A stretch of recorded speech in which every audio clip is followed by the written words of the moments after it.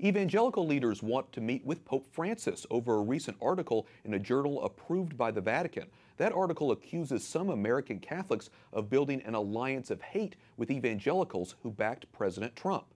In the letter, Johnnie Moore says it's in this moment of ongoing persecution, political division, and global conflict that we have also witnessed efforts to divide Catholics and evangelicals. We think it would be great benefit to sit together and to discuss these things. Our next guest is the author of the letter. Reverend Johnnie Moore is an evangelical advisor to President Trump and member of the board of the National Association of Evangelicals. So, Johnnie, why did you write a letter to Pope Francis? I felt like the article was unhelpful, and the answer for the Pope that builds bridges is dialogue. And so I thought, we just try to initiate it.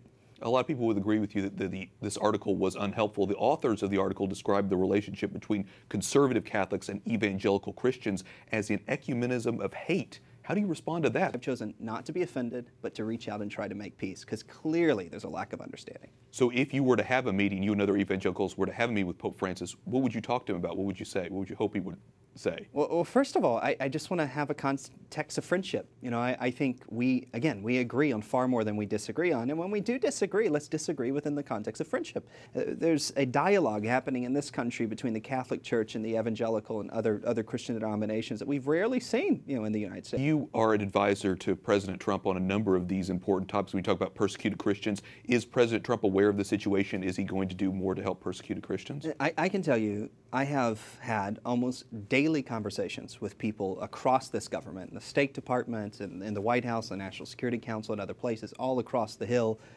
This is an issue that is going to be resolved step by step. I believe that the commitment to help Christians in the Middle East is genuine, it's sincere, and I think it will result in practical effects. You had taken a picture of evangelical leaders praying over President Trump. It was a picture that went viral. Tell us a little bit about that moment, Johnnie. We were having an all-day listening session in the Eisenhower building. The White House has done a number of these with a number of groups, and so there were about 50 of us. And we were just policy people coming in and out, and then all of a sudden, the vice president shows up in the back of the room in the middle of our meeting in the Eisenhower building. He just shows up and says, "The president wants to see you." We weren't there to meet with the president. A lot of us have had a friendship with the president for a while now, a growing friendship with the president. And so we go in the Oval Office, and it was amazing. He didn't have to be introduced to anyone. He was asking about people's kids. He was talking about speeches that he had given here, given there. It was a really friendly moment. It was a meeting among friends. And at the end, we did with the president what we've done with him many, many times before. In fact, every time we've ever been with him. We asked if we could pray for him.